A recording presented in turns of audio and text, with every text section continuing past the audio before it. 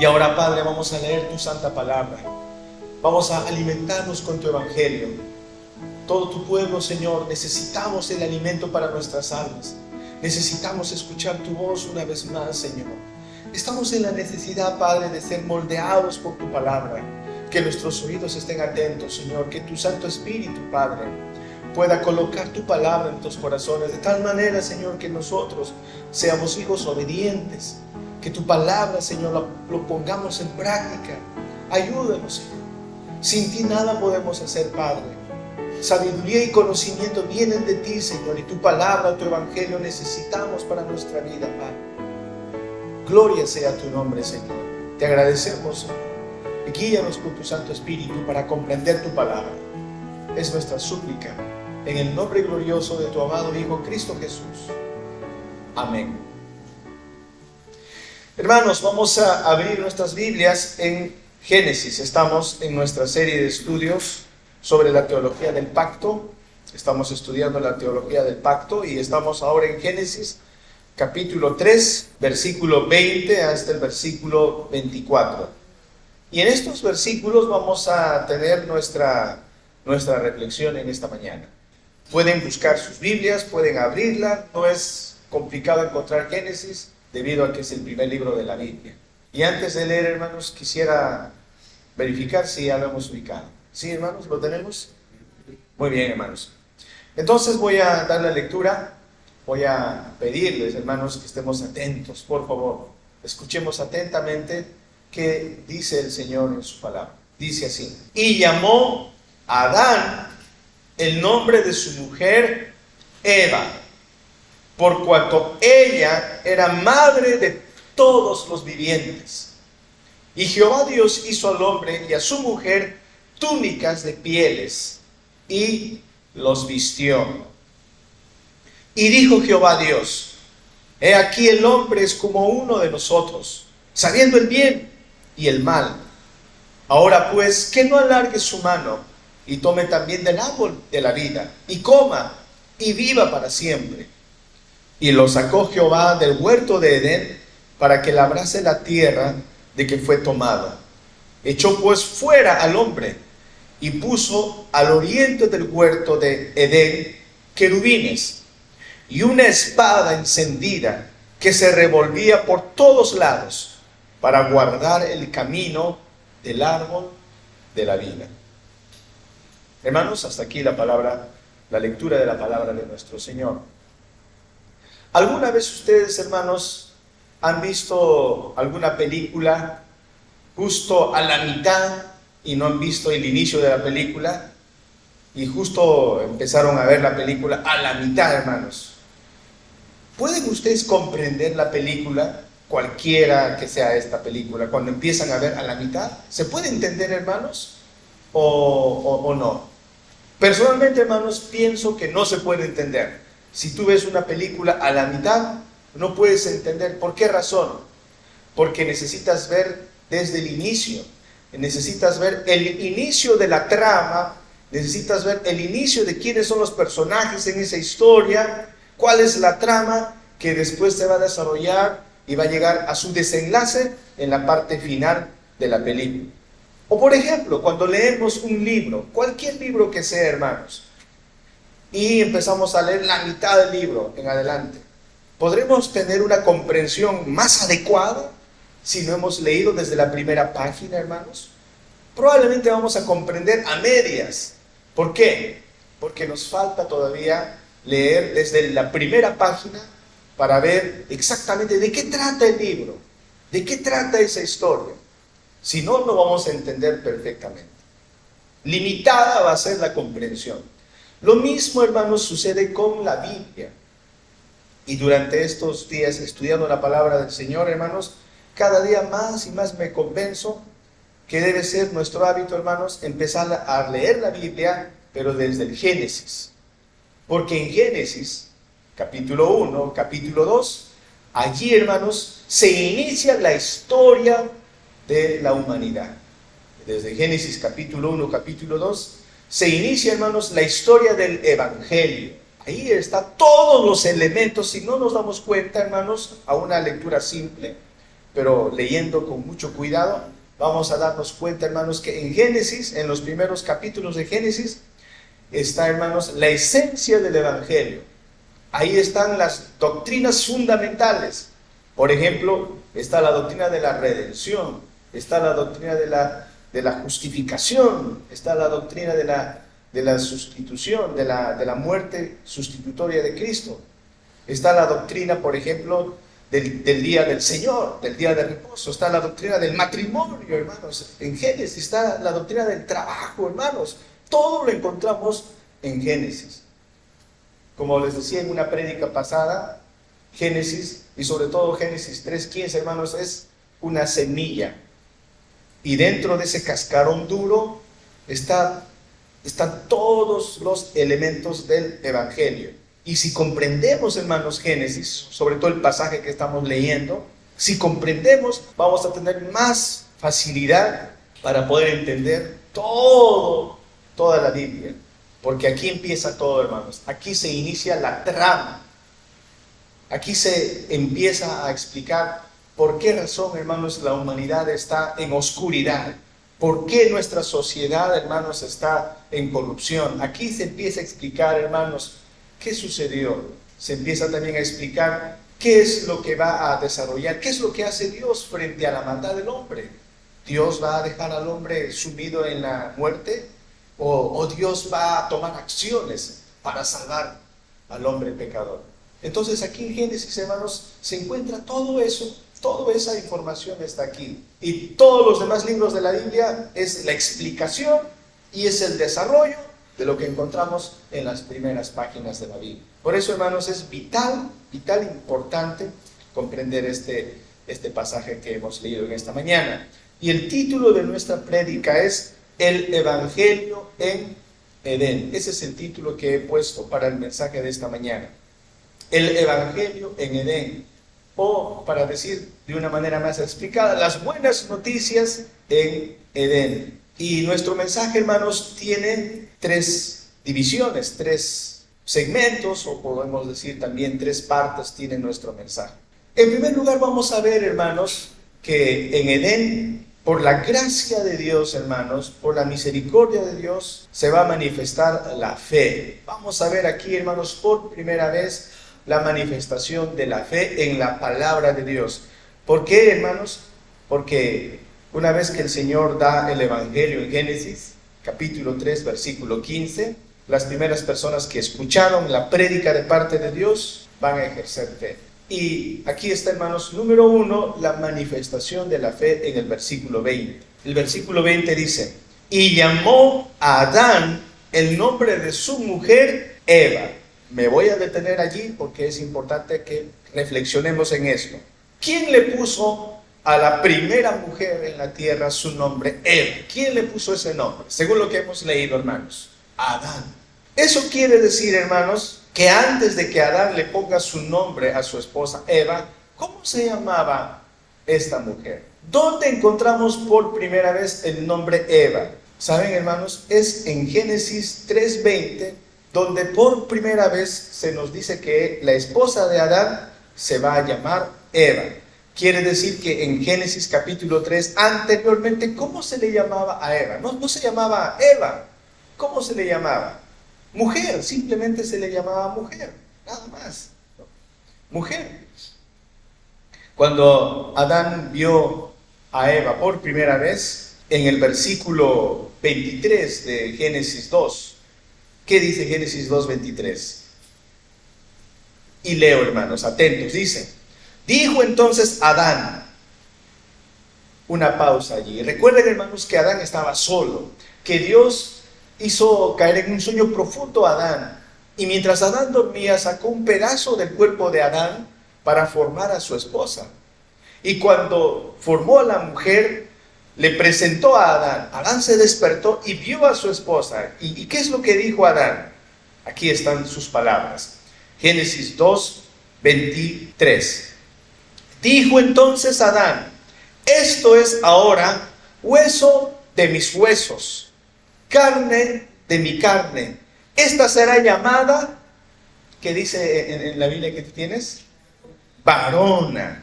porque del varón fue tomada. ¿Cómo se va a llamar? ¿Qué nombre le puso? Varón. Ahora, hermanos, no vayan a salir de aquí y diciendo varón a las mujeres. No, hermanos. Voy a explicarles esto, hermano, porque esto es necesario explicar. Y voy a suplicar a aquel que tiene su celular encendido, hay que bajar el volumen, hermanos, por favor. ¿Sí? Bien. Entonces, ¿por qué dice varón, hermanos? Bueno, para empezar, hermanos, la Biblia, Génesis, ¿quién escribió Génesis, hermanos? Moisés escribió Génesis. Moisés está escribiendo la historia mientras Israel está en el desierto, están viajando a la tierra prometida. Moisés está escribiendo la historia de los orígenes de Israel para darles identidad al pueblo israelita, para darles un sentido de pertenencia, de que ellos le pertenecen a Dios. Y en esa historia, Moisés escribe, hermanos, este pasaje, contando que anteriormente Adán había puesto a su esposa su nombre, varona. Ojo, hermanos, Moisés no habla castellano, no existía castellano en esa época. Y el Génesis y el Antiguo Testamento fue escrito en el idioma hebreo. Escuchen, hermanos, fue escrito en hebreo. Y la palabra varón, ¿cómo es varón en inglés, por ejemplo? Jóvenes, los que saben inglés, ¿cómo se dice varón en inglés? Amén. Men. Men. ¿Cómo se dice mujer en inglés? Woman. Okay. Los que saben quechua, creo que yo sé quechua. ¿Cómo se dice varón en quechua? Hari. Hari. ¿Cómo se dice mujer? Warmi. Warmi. ¿Cómo se dice varón en hebreo? Varón en hebreo es Ish. Ese es Adán. Varón en hebreo es Ish. ¿Cómo es mujer en hebreo? Isha. Es lo mismo, solo se le agrega una A. Varón, Ish. Mujer, Isha. Recuerden esto, hermanos. Varón es Ish. Mujer, Isha. Es por eso que los traductores de la Reina Valera querían ser fiel al original y dijeron, bueno, si varón es en castellano, ¿cómo le traducimos? Varón. Si le traducimos mujer, ya es otra palabra, ya es con M, con U, con J, no. Pero si es varón, hay que aumentarle una A, para que sea como en hebreo, varón. Y por eso lo tradujeron varón. Pero existe una palabra para el sexo femenino, y no es varón, hermanos. ¿Cuál es esa palabra? Mujer, hermanos. En castellano es mujer. Por eso lo correcto es mujer. Aquí la Reina Valera traduce como varona, pero eso es por tratar de ser lo más apegado a la traducción original, hermanos. Pero a veces no es bueno ser tan apegados en ese sentido, porque ya existe una palabra para mujer, y esa palabra es mujer. ¿Qué suena mejor, hermanos, que a las damas? Hermanas, ¿qué te gustaría? ¿Que te digan mujer o que te digan varón? ¿Qué es más elegante? ¿Qué es mejor? Mujer, hermanos. Imagínense que digan ministerio de varones. Suena un poquito tosco, no cuadra, hermanos, cuadra. Entonces, mujer. Por eso, hermanos, cuando Adán tuvo a su esposa, ¿cómo le llamó? Será llamada mujer. Creo que en la NBI dice, ¿no? Mujer, dice la NBI, ya es más arreglado, ¿no? Se le ha llamado mujer. Y no se llamaba Eva entonces, se llamaba mujer. ¿Por qué mujer? Porque había sido tomado del varón. Se llamaba Isha porque salió de Ish. De ese Ish salió Isha. Del varón salió la mujer. Pero ahora, hermanos, después de que lamentablemente Adán y la mujer pecaron, Adán y su esposa pecaron, en Génesis 2:17 Dios había advertido claramente qué iba a suceder con ellos, hermanos. Y voy a leer Génesis 2:17. Génesis 2:17 dice: mas del árbol de la ciencia del bien y del mal no comerás, porque el día que de él comieres, ciertamente morirás. ¿Qué sucedió con Adán y con su mujer? Comieron del fruto prohibido. ¿Cuál fue el resultado? Que Dios ya les había advertido que iba a suceder con ellos. La muerte era la consecuencia de sus actos. ¿Y qué pasó, hermanos?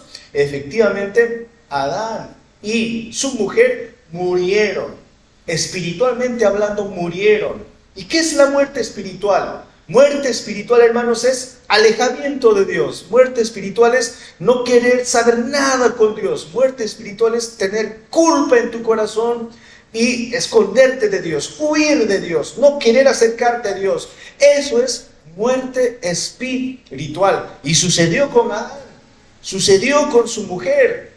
Se escondieron en medio del huerto, hermanos. No tenían intenciones de acercarse a Dios, porque tenían culpa, vergüenza. Esto es lo que trae el pecado. Eso quiere decir que Adán y su mujer estaban muertos. Eso es lo que pasa hoy día y siempre desde Génesis 3, eso es lo que pasa con los seres humanos. Por eso, mamá, papá, cuando tú hablas con tus hijos quieren venir de buena gana a la iglesia. No. ¿Y qué quiere decir eso? Cuando te hablaban a ti de la palabra de Dios, antes de que conozcas el Evangelio, ¿tú de buena gana querías venir a la iglesia?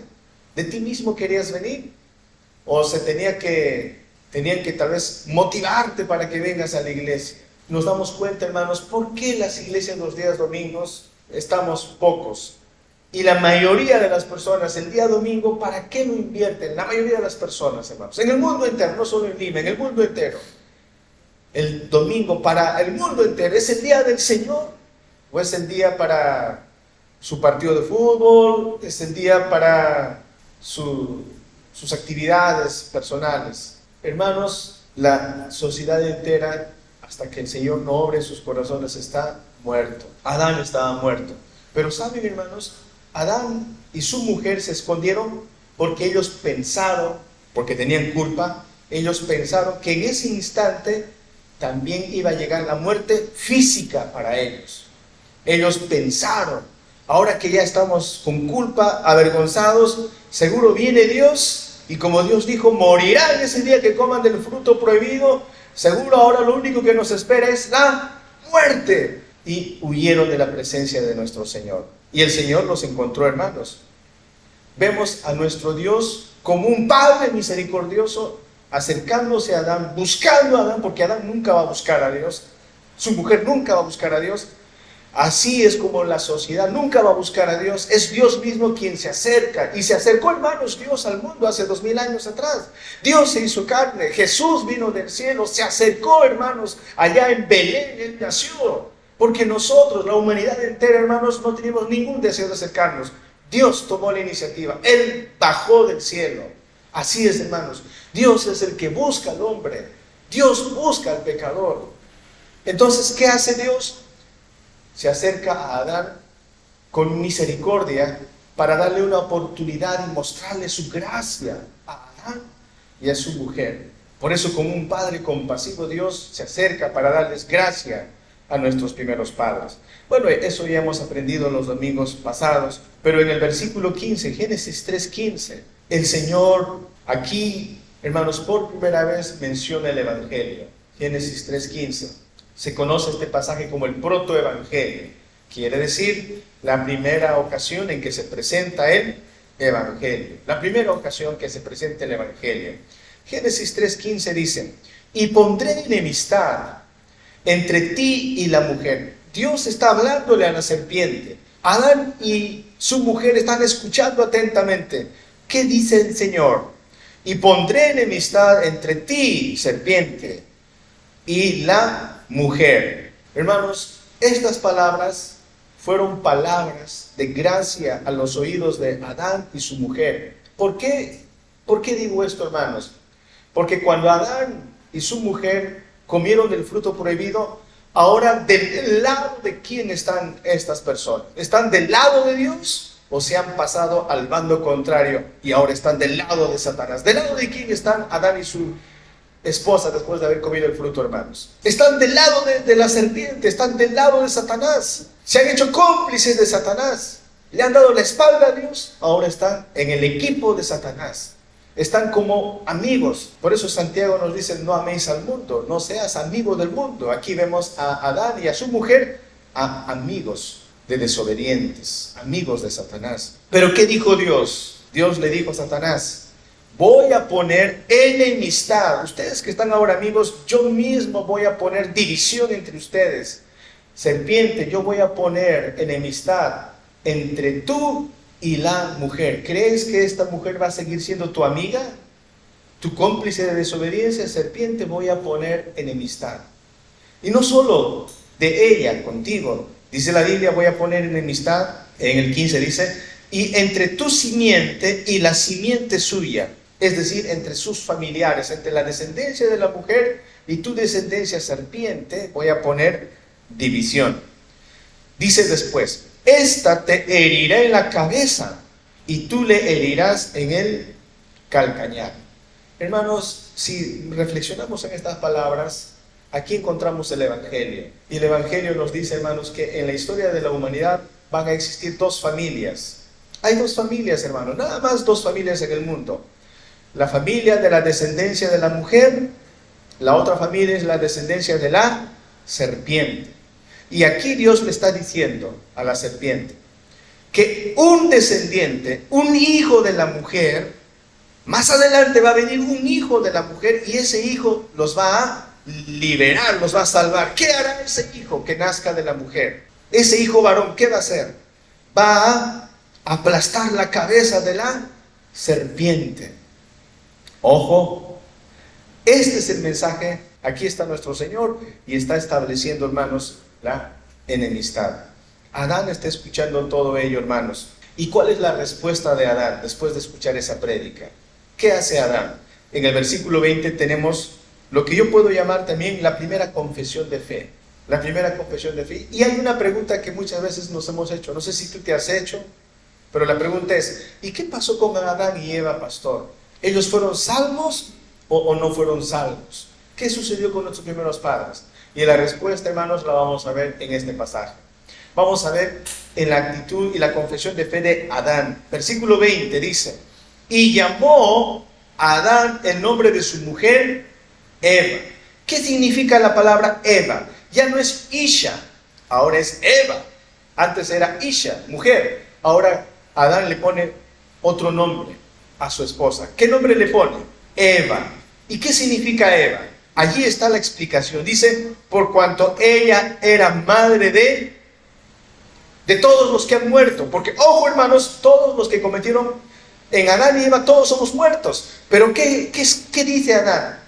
Se llamará Eva porque ella es la madre de todos los muertos, dice, o de todos los vivientes.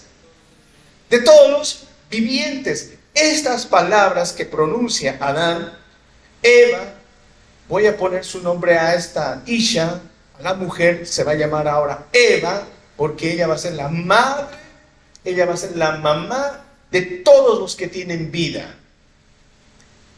Hermanos, esta es una palabra de fe de parte de Adán. ¿Por qué es una palabra de fe? ¿Por qué es una expresión, una confesión de fe de Adán, hermanos? ¿Por qué razón? Primero, porque Adán sabe, hermanos, la sentencia que Dios les ha dado. Ustedes, el día que coman del fruto, tendrán muerte. Y Adán, hermanos, sabe eso.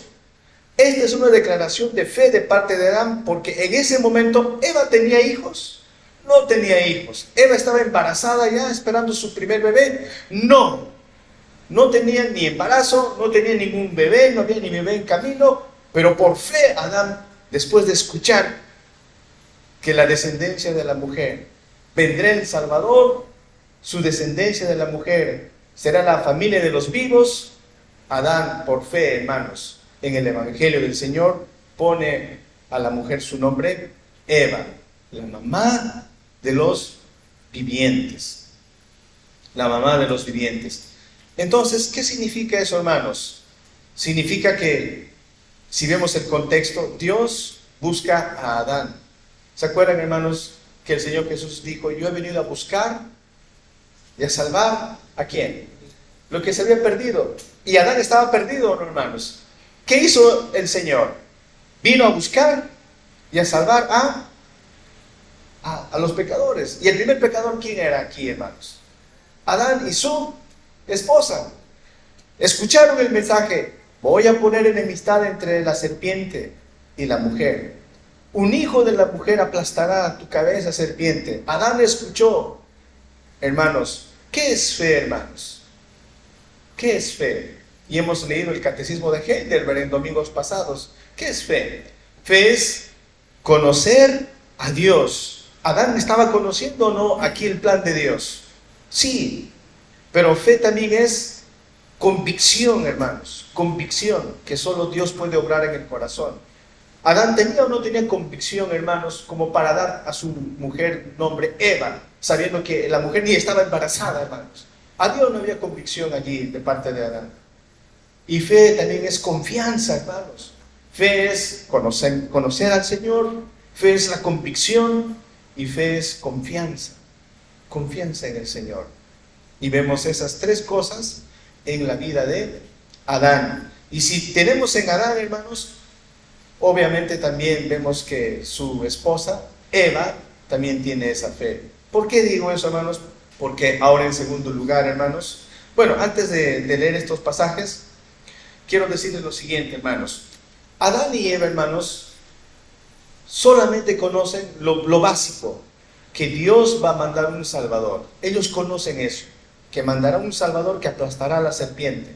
Ojo, ¿quién debía aplastar a esa serpiente que se entrometió con la mujer? ¿De quién era la tarea? Cuidar a la esposa y aplastar al enemigo. ¿Quién tenía que hacer esa tarea, hermanos? ¿A quién le correspondía esa tarea de castigar a ese animal?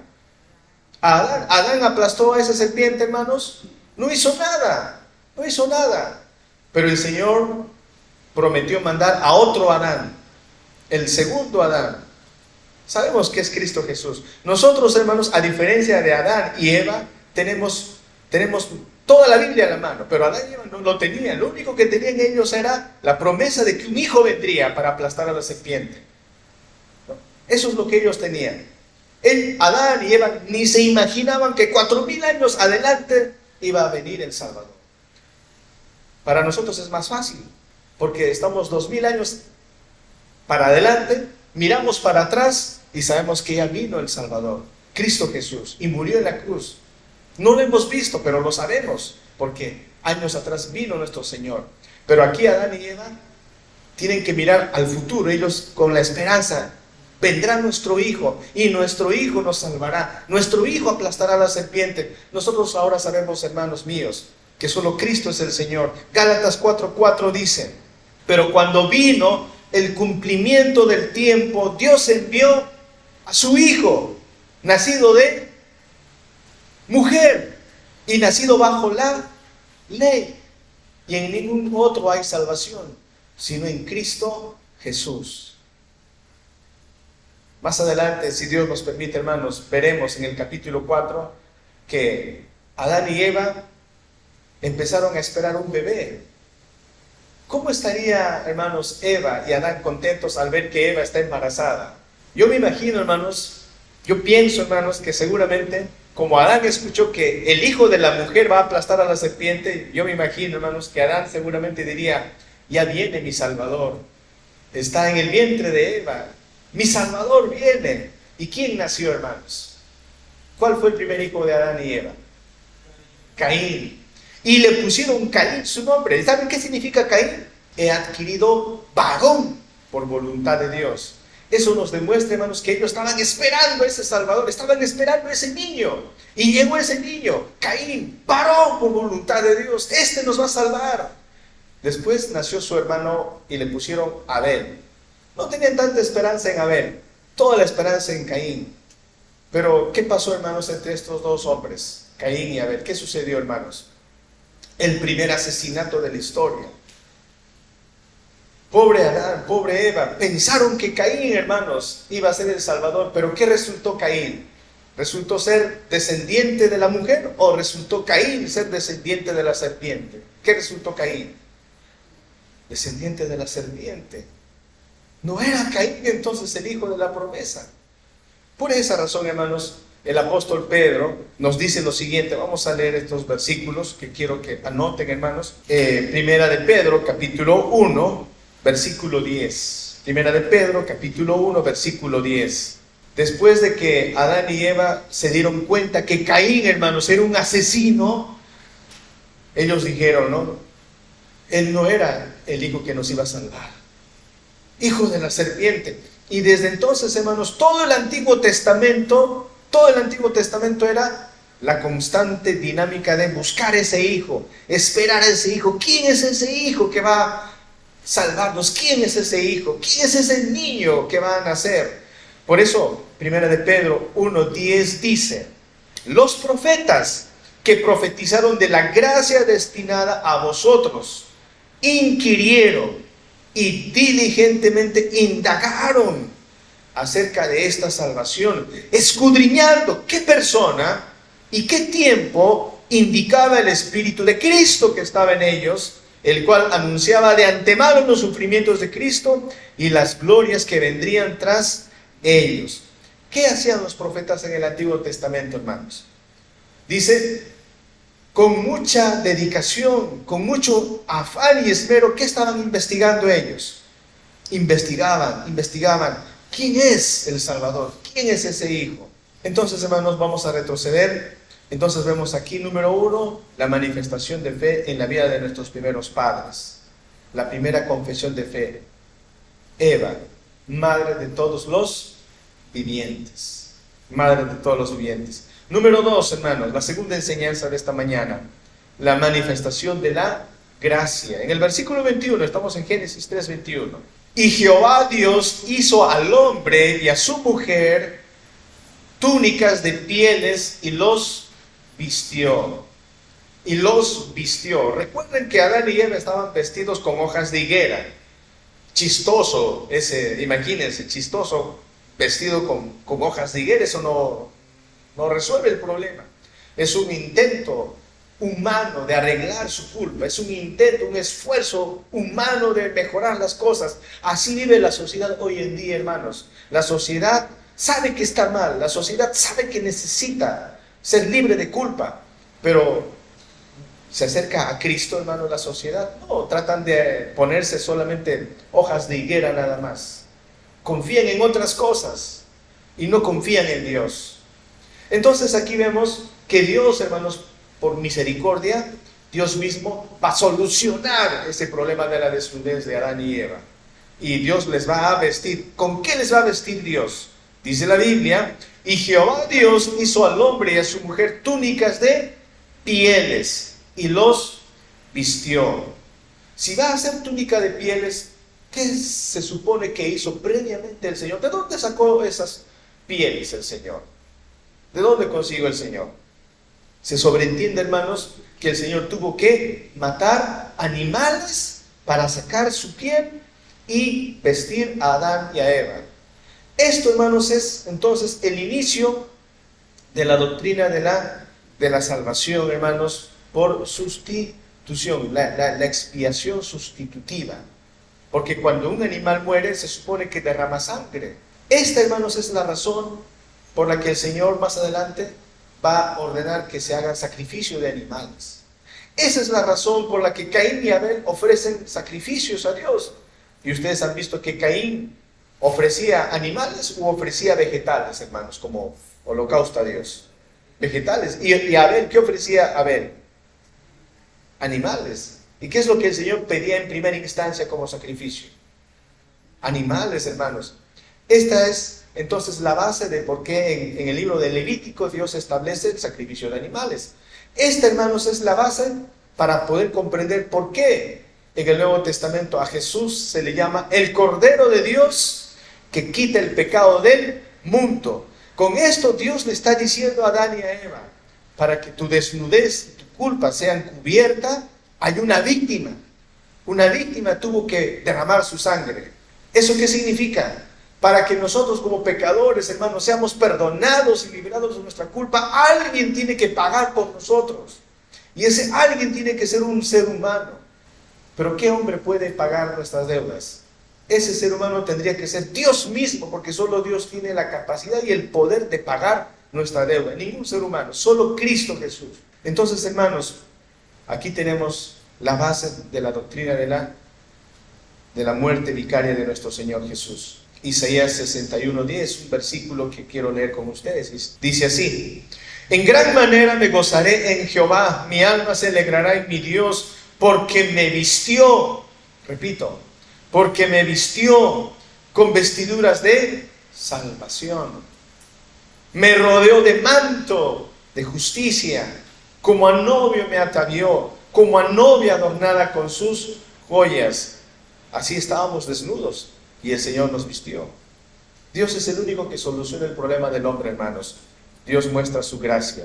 Y para concluir, número 3, también aquí vemos la manifestación de la disciplina de Dios. Nuestros pecados traen consecuencias y Dios amorosamente va a disciplinar a Adán y a Eva. Versículo 22 hasta el verso 24 dice lo siguiente, hermanos míos. Dice el versículo 22: y dijo Jehová Dios: he aquí, el hombre es como uno de nosotros, sabiendo el bien y el mal. Ahora pues, que no alargue su mano y tome también del árbol de la vida, y coma y viva para siempre. Y lo sacó Jehová del huerto de Edén, para que labrase la tierra de que fue tomado. Echó pues fuera al hombre, y lo puso al oriente del huerto de Edén, querubines y una espada encendida que se revolvía por todos lados para guardar el camino del árbol de la vida. ¿Qué está haciendo aquí Dios con Adán y con Eva, su esposa? Según el versículo 22, Dios en misericordia, en compasión, Dios va a expulsar a Adán y a Eva. Sí, hermanos, seguramente ustedes dirán: pastor, pero eso de que los va a expulsar no suena tan compasivo, eso no suena tan misericordioso. ¿Por qué dice usted que en compasión nos va a expulsar? ¿Te equivocas, pastor? No me estoy equivocando, hermanos, porque en verdad aquí vamos a ver la compasión del Señor. Voy a poner un ejemplo para que podamos entender. Es como cuando los hijos desobedecen y tú como padre en compasión le vas a decir: hijo o hija, me has desobedecido, así que te había prometido que ibas a salir de viaje, ahora no vamos de viaje. Pero papá, mamá, ¿por qué? Por tu bien, hay cosas que tienes que aprender. No, tú has desobedecido, no has cumplido esto, así que no habrá fiesta de cumpleaños. O no va a haber salir al cine, porque tienes que comprender que si yo te permito, no vas a valorar después las cosas. Tú has desobedecido. Yo te dije: sácame buenas notas y vamos al cine. Sacaste malas notas, entonces no hay cine. Algo así Dios está haciendo aquí con Adán y con Eva también. Les había dado una casa esplendorosa. Les había dado el huerto del Edén para que ellos vivan. Pero ahora, como desobedecieron, ¿qué hace el Señor? Afuera. Adán y Eva, hijos míos, afuera. Pero no solo eso, hermanos. ¿Qué había en medio del huerto del Edén? Aparte de ese árbol de la ciencia del bien y del mal, había otro árbol, hermanos. ¿Cómo se llamaba ese árbol? El árbol de la vida. Y Dios no quiere que Adán y Eva coman de ese árbol de la vida. Dios dice: voy a impedir que Adán y Eva coman el fruto del árbol de la vida, porque si comen de ese fruto del árbol de la vida, su condición va a quedar sin marcha atrás. Se van a condenar y no habrá ninguna solución para Adán y a Eva. Y aquí, hermanos, tenemos también la base de la doctrina de los sacramentos. Porque ese árbol de la vida que estaba en el huerto del Edén, hermanos, es un sacramento. Así como el bautismo es un sacramento, así como la Santa Cena es un sacramento del pacto de gracia, aquí ese árbol de la vida era un sacramento del pacto de obras. Lo que Dios está haciendo aquí con Adán y con Eva es lo que el apóstol Pablo después dice cuando habla de la Santa Cena en 1 Corintios capítulo 11. Voy a leer, hermanos, para tener mayor claridad. 1 Corintios capítulo 11, versículo 27, dice así. 1 Corintios 11, 27. De manera que cualquiera que comiere este pan o bebiere esta copa del Señor indignamente, será culpado del cuerpo y de la sangre del Señor. Por tanto, pruébese cada uno a sí mismo y coma así del pan y beba de la copa. Versículo 29. Porque el que come y bebe indignamente, sin discernir el cuerpo del Señor, juicio come y bebe para sí. En el Nuevo Testamento Pablo nos dice: mucho cuidado cuando participemos de la Santa Cena. No es cualquier cosa. Pablo dice: mira, si estás en falta, no lo tomes. Porque si tomas, no te va a bendecir. Eso es juicio para ti. Juicio para ti. Lo mismo pasa con el árbol de la vida. Dios dice: Adán y Eva no merecen comer ese fruto. Si lo comen, la condición será peor. Habrá juicio sobre ellos. Por eso Dios, en amor y compasión, los disciplina y los saca, para que ellos no alcancen a comer ese fruto. Y no solo eso, hermanos. Dice la Biblia que Dios pone a la puerta del jardín ¿Qué pone el Señor? Querubines. ¿Qué son querubines? Son ángeles muy poderosos. Son ángeles así como generales seguramente, pero muy poderosos. ¿Y qué hacen esos querubines en la puerta del jardín? Van a estar custodiando, van a estar guardando. ¿Para qué? Para impedir que Adán y Eva vuelvan a ingresar. Los querubines se paran en la puerta y dicen: prohibido, no vamos a dejar que pasen ustedes. No van a tocar a ese fruto del árbol de la vida. Está prohibido para ustedes. Ahora no. Y no solo están los querubines, sino dice la Biblia que hay una espada de fuego que está dando vueltas por todas partes. Hay una espada. ¿Qué significa todo esto, hermanos? Esto significa algo sencillo. Dios está diciendo que para que el ser humano se reconcilie con Dios, para que el ser humano se acerque a Dios, se va a acercar a Dios, pero solamente bajo los términos de Dios, no bajo sus propios términos. Cuando el hombre se va a acercar a Dios, lo va a hacer solo bajo los términos de Dios, bajo lo que Dios ha estipulado. El hombre por sí mismo, imposible, nunca va a poder acercarse, porque querubín es sinónimo de que no puedes entrar. Espada que da vueltas, sinónimo de que no puedes entrar. ¿Y sabe lo que significa la espada, hermanos? Allí la espada significa el juicio de Dios. O sea, antes de entrar, esa espada te va a cortar, esa espada te va a matar. Esa espada significa, la paga del pecado es muerte. La espada, símbolo de muerte. En otras palabras, Dios está diciendo: si tú, Adán y Eva, vas a comer de ese fruto, primero tiene que haber muerte. Si no hay muerte, ustedes no entran. ¿Y quién fue aquel que murió, hermanos, para abrirnos la puerta de entrada? Cristo Jesús. Él murió. Él recibió la espada en su propio cuerpo, el juicio de Dios. Por cierto, hermanos, esos querubines, esos ángeles poderosos que están ahí cuidando la entrada, hermanos, después Moisés hizo el arca del pacto de Dios. Ustedes habrán visto un baúl, hermanos, en libros, las maestras enseñan a los niños. En la tapa de ese baúl del arca del pacto de Dios hay dos figuras de dos ángeles con sus alas extendidas. Esos son los querubines. Y cuenta, hermanos, también la palabra de Dios que en el templo, así como en el tabernáculo en el Antiguo Testamento y en el templo en el Nuevo Testamento, hermanos, había una cortina que tapaba, hermanos, la entrada al lugar santísimo. Y esa cortina, hermanos, adivinen qué tenía bordado esas cortinas. Tenían bordado a dos querubines. Ahí estaban dos querubines bordados. Y nadie podía pasar de esa cortina. El que pasaba esa cortina, hermanos, moría. Cuando nuestro Señor Jesús murió en la cruz del Calvario, hermanos, cuenta la Biblia, ¿qué sucedió con esa cortina que estaba en el templo?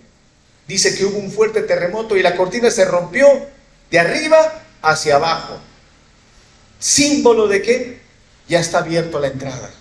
Ahora nosotros, como sus hijos, podemos acercarnos ante la presencia del Señor.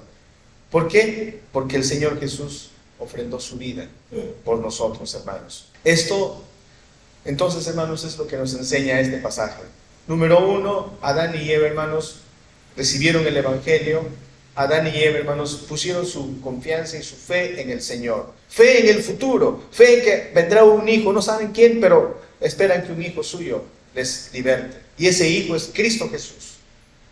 Nacido según el tiempo de Dios, nacido de mujer y bajo la ley, dice el apóstol Pablo, Jesús. Él es Emmanuel, Dios con nosotros. Pero también hemos aprendido en esta mañana, hermanos, que el Señor aquí en Génesis muestra gracia, misericordia al vestir a estas personas, a nuestros padres. Pero también vemos la compasión del Señor, aún incluso cuando disciplina el Señor.